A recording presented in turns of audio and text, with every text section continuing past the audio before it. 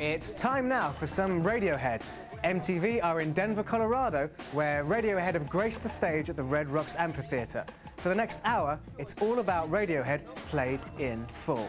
Hear from the band themselves as they sit down and tell us about the new album Amnesiac, what it's like to be back on tour for the first time in 3 years, plus there's a chance to have fans' often bizarre questions answered, and an exclusive look at their concert at the Red Rocks.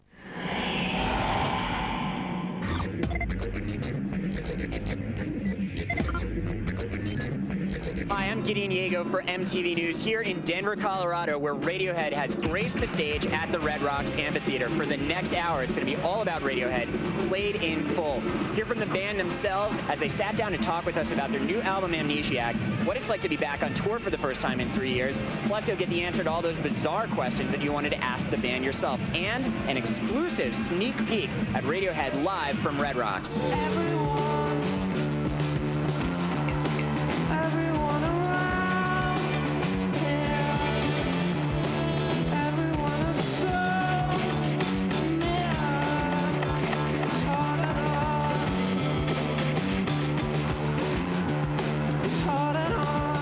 At the break of the early 90s, 5 Oxford school friends in a struggling rock band called On a Friday swapped their name for the moniker Radiohead. With their debut album, 1993's Pablo Honey, Radiohead was propelled into the spotlight on the momentum of their hit Creep, an anthem to self-loathing that prompted skeptical critics to write the band off as a one-hit wonder. By 1995, grunge and alt-rock had passed their prime, and Radiohead adapted accordingly. The band released The Bends, which assured them a cult fan base. But it would be their third record, 1997's OK Computer, that changed everything. Critics heaped superlatives on the album, crowning Radiohead the saviors of rock and pushing them to new levels of fame and exposure. The stress of sudden superstardom nearly split the band apart. Utterly spent after their '98 tour, Radiohead went on hiatus, emerging from their studio 2 years later with the curious and bewitching Kid A. While eager fans helped Kid A debut at #1 in the US, the band chose not to take their electronic experiment out on the road. But by summer of 2001, Radiohead are ready to tour, thanks to some time off and the widespread success of Kid A and its counterpart album Amnesiac, which is, of course, what brings us to Colorado one summer night. Well, I'm really excited that you guys agreed to do this. We have a whole lot of material to run through, and we pulled a bunch of questions from your fans, so thank you for sitting down with us, and let's get started. Now, you recorded all of the songs for both Kid A and Amnesiac in one session. Yes, we did, although some people seem to think that Amnesiac was like a panic reaction to Kid A, especially in Britain, which is hilarious. Because really? Why do you think they get that impression? Well, because it came out so soon after the last one. Probably. No, sorry, I was being flippant. Yeah, well, they obviously didn't realise it was done at the same time. Why didn't you release Kid A and Amnesiac as a double album? Because it wouldn't have worked. Quite simply, it just wouldn't have worked. It would, you know, double albums, a lot of songs on there. You have to work. You know, the tendency of a double album is that if there's quite dense material in there, you tend to skip it. You tend to move on. Yeah. And we were adamant that on these songs that, you know, we realised that maybe on first listen it wouldn't come to you, but it warranted coming back to it. And it wouldn't have happened if we put it on a double album. Just been, if we put it all together, it would be massive overload. It would have been too much, yeah. Can you tell me the story behind Pyramid Song? Yeah, it's sort of difficult to explain though.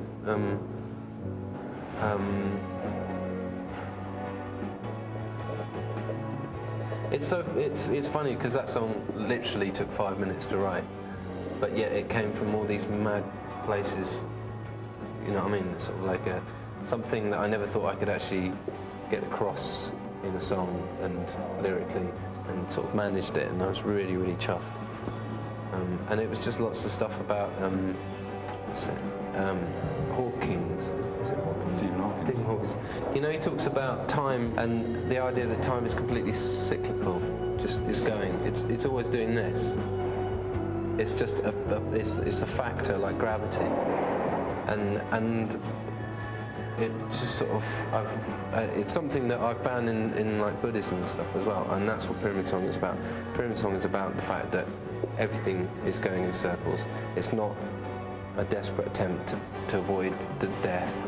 It's not a desperate attempt to avoid life passing you by, getting old, all that sort of stuff. It's like, that's all just bollocks. It's great. It's this really beautiful thing that's just going round and round and round. It seems like Radiohead right now is the only major label band that's really allowed to take these huge artistic and stylistic risks. Why is that? Not for any longer, I think. We ended up on the wrong side of the fence when the bombs went off. Well, also the economics of the fact, you know, OK Computer sells 4.5 million records, so it gives you some leeway. But not everyone who sells 5 million albums decides to go into a studio and play around with noise and, you know, tone down guitars. And They don't have to. That's their prerogative, that's fine. We dreamt about doing this. Even before we'd signed, we talked about this. I mean, all these things sort of bizarrely enough came to fruition, and it was kind of like, oh yeah, okay, we can actually do this now. So, Oh God. what can we spend some money on? And we bought a studio, you know, and it's great. We piled it full of beats. Yeah, it's and great. It's great, and we it up, and it's studio. We're not, you know, the thing is, for years we sort of like felt guilty about doing this stuff, or we didn't have the means to do it. But now it's kind of like, why not? What the hell? do you ever worry that by experimenting so much, like you have on Kid A and Amnesiac, that you'll ever lose some of your fans? But no, Kid A and Amnesiac were not that much of an experiment. Really, they weren't. I mean, it's like it's not rocket science. You know, it's not. You know, compared with the music that we listen to, it's like it's pretty mild.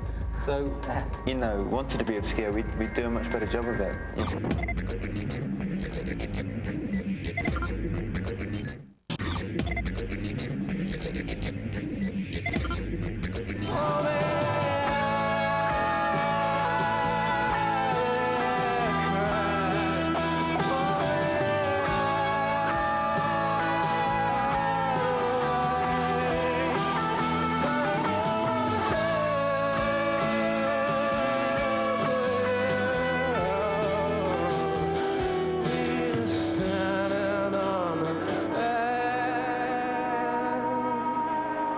What's it been like taking the songs from Kid A and Amnesiac, which seem to rely so heavily on studio production, and then taking them out on live tour?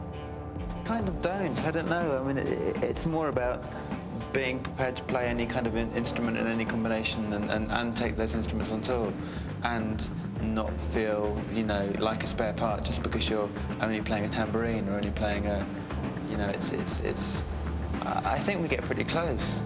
I hope we get pretty close when we play them live. So, you know, I mean, it's not studio trickery, it's just, there's so many of us, you know. Sometimes we have 3 guitars playing all at the same time, which is sort of rare, sort of not. Does America seem different to you 3 years after the OK Computer tour? Yeah, very. What way? Well, I mean, I think in terms of just how we are as a band 4 years ago or 3 years ago when we came over and how we viewed things, you know, I remember being a really dark time and really not enjoying touring America tour. In fact, it was a nightmare, you know, because we suddenly found ourselves in these arenas at the end of the tour, and we were not in the right frame of mind to be doing that, but we did it, and we realised, you know, we had to come back here and play it. But it's frightening when, I mean, I don't think any of us really enjoyed playing that last American tour. You know, if we were honestly, you know, there were moments, but now it's so different. It's like, you know, enjoying it. Yeah. Did having such a bad experience on the OK Computer tour scare you guys about going on tour again? Yeah, me especially, just the touring even, everything. To me was a long series of having to deal with these ghosts in my cupboard. You know, they were all coming out one by one. And the touring thing, especially, I really didn't think I could deal with it at all. I really just didn't think I could cope. And I can't really explain to you why, other than, like when Ed was saying, like, when we did, at the end of the OK Computer thing, and we were sort of doing these really stupidly big gigs, and I sort of felt like, I don't know, that suddenly there was 14,000 people in here, and I'd left. And And now I don't sort of have that. Now it's sort of like, all right, nice to meet you. Thanks very much. That's it. Do you guys want to take some questions from your fans? Yeah. Okay. We at MTV News cast our nets out to all of your fans through email and through QuickTime. They sent us questions back. So here they go. Hi, I'm Steve from Monroe, Connecticut. This question is for Mr. York. Do you have any recollection as to the meanings behind the lyrics and moods of Amnesiac? Yeah, God, loads. I mean, Revolving Doors, for example, is something that happened in my brain where, like sort of Alice in Wonderland, is it Alice in Wonderland? Where she walks down the corridor and there's lots of different doors. I was in the sort of that corridor mentally for 6 months. And that was an extremely sort of central part for me of what I was writing. Because it was, every door I opened was a big, I was dreading opening it. I didn't know what was going to happen next. See, that makes perfect sense. Christopher from Sacramento, California wants to know why some tracks are spelled in an unconventional manner. He can't type. It's a knackered old typewriter though, isn't it? I'm in a hurry and I haven't learned to type. They're missing keys and everything. Missing keys. And there's no erase button, so... Well, you got to work with what you got, haven't you? Really? And that's what I got. Yeah. Hello, Phil, Tom, Johnny, Colin, and Ed. This is Ann from Philadelphia, Pennsylvania. And my question for you is, I was wondering if you want to tour the USA or you feel you have to tour the USA. The enjoyment sort of kicking in now, rather than 3 years ago. Yeah. So touring in America is very good at making you sort of do lots of stuff, like histrionics, I'd call it, stuff that makes you go, yeah, and like, you do this move here and you do this move here and everything's scripted because it makes everybody go, woo, But I'd much rather be someone like Miles Davis who turns his back on the audience and just listens to what everybody's doing. Because, like, that's why they're really there. They want you to play. Brendan from Evergreen, Colorado wants to know, could you discuss the term concept album, in quotes, and how it applies to your work? I'm not doing that. God. Concept album, right? The only time you sort of really start thinking about it is when you try and put the songs together. We spent like a week sort of working out how things would like sound good after each other. But before then, it's just like individual things, really. OK Computer, I mean, sort of people say OK Computer is a concept album, which is frankly terrifying. But it might be for them. I mean, that's yeah, no, it like is for them, but it's interesting because the only concept that we had was that it was going to be called OK Computer. That was literally the first thing we had. The record was the title. Galen from the Woodlands, Texas asks, can you guys tell me what your studio looks like? A collection of old vintage computers as well. Yeah. Of course, we don't know what to do with them, but they look great. And there's lots of tapes all over the place that we can't remember what we put on them. And there's a lot of gear, but we really not. It kind of needs to. When we built it, we wanted it to be a house as well, somewhere that we just hang out. But at the moment, it's like we built it and then we immediately started working on Kid A and Amnesia. So at the moment, it is literally a bomb site. So, it's kind of like this. What we've always dreamt of having was a kind of like a neutral space that we all go to and we do our thing in. And it's no one's in particular, it's kind of reminiscent of when we did actually live together, isn't it? A little bit. It smells the same. Johnny never does the washing out, no. Yeah. Stanley from Coney Island wants to know how you guys feel about the fact that bands like Travis, Coldplay, and Muse are making a career sounding exactly like your records did in 1997. Good luck with Kid A.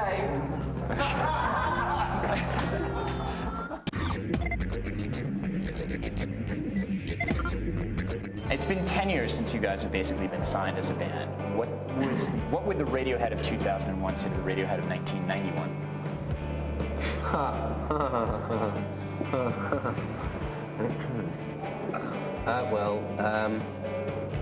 There's going to be a dark moment in about 1.5 years when you record a song called Pop Is Dead. Yeah, it's all going to go. Don't do that. Yeah, we'll get back the rock thing a little bit earlier. And take it easy. No, don't be quite so hard on yourself. Around 97, 98. And attempt to get a life of some description, because it tends to help. Now, in October of 2000, you sat down for an interview with us, and you actually told Kurt Loder that you heard yourself singing Fake Plastic Trees, you didn't recognize your own voice, and that actually made you happy. And I was wondering if you could explain that a little better. It's kind of, that's why I still say that what we do is like pop music, because there's an element of it that is supposed to be disposable and supposed to be something you don't remember. Personally speaking, I've an incredibly short attention span anyway, and equally I don't remember things 2 or 3 months later. Do you guys also get bored pretty easily? Yeah, but I think it's more positive than that. You know, it's hungry for new things rather than being bored with what's lying around. You know, and there's always so much to find. So, yeah. In 1978, NASA sent out the Voyager space probe with a whole soundtrack from Beethoven to Johnny B. Good in an attempt to contact extraterrestrial life with these songs. If you could have put any one song on the Voyager space probe to contact alien life, which would it have been? Well, when we were doing the record, Johnny got the SETI program for listening to broadcasts from outer space, and they had like running on his computer, and that was cool. Yeah, I got a bit obsessed with all that. I even copied out the list of music you're talking about that was sent. I've got it in my notebook, all the things that people thought summed up good music for. So I know what you're talking about. As to what I choose, I don't know. They sort of got it quite right in a way. On Kid A, on Amnesiac, even on OK Computer, there's so much reoccurring futuristic sci-fi imagery. So, okay. Subterranean homesick aliens, paranoid androids, clones named Kid A, Ice Age is coming, and so forth. Is it sci-fi? Okay, maybe, yeah. Would you say so? Yeah, yeah. Well, why all the futurist images? I don't know. I really don't know. I don't think it's necessarily even in the music, in the lyrics. I think it's in the music as well. The whole atmosphere of it. To me, I read a Ray Bradbury book halfway through doing the record, Martian Chronicles, and the way he just describes, it's about sort of people living on Mars who live on their own, you know, in the middle of nowhere on Mars, and the music they listen to and the way he describes it, and that's kind of immediately, that's like, yeah, that's how we should sound. One of the questions I've been dying to ask you is, after you performed on Saturday Night Live in October of 2000, you held up a Let Ralph Nader Debate sign. Do you regret that now that George Bush Jr. is the President of the United States of America? No. Well, if you're insinuating that George W. wouldn't have got in if people hadn't voted for Ralph Nader, that's absolute. I think he got a lot of people to vote for him. You know, he was the whipping boy for the Democrat Party. Apparently they were furious at him, and it's like... I mean, Gore didn't even get his own nomination, and in his own Nader state. was in his own state, and Nader wasn't standing there. Exactly. So I think. I mean, you know what? Sorry. You know what? It really gets my goat when people say that, because it's like, you know, Gore was an imbecile. He couldn't even win his own state. You know, what does that tell you about a president? You know, a future president?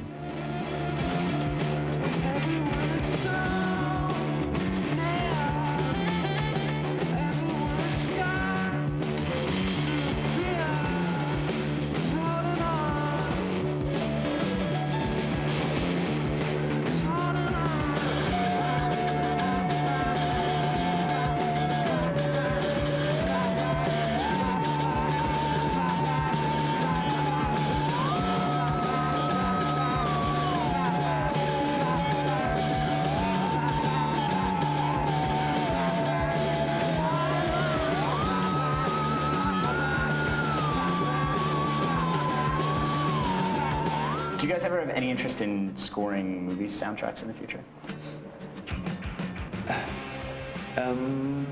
Yes. We're sort of tentatively trying a few things out, which is the vaguest answer I've ever given for anything. But we're trying to turn our studio into something that can do that. We're assembling old televisions and video recorders and trying to work out how to do it. Yeah. So yes. But it's like, if we do it, it has to be a fairly chilled out thing, really, because having never done it, we might get up really badly. It'd be an interesting thing to do that. At the end of the day, if you're doing the soundtrack, you don't have the final say on it. The director does, and I think that would be quite interesting for us, because if he says, we want 30 seconds, that's what you have to give him. So I think it'd be very interesting to see how we dealt with that.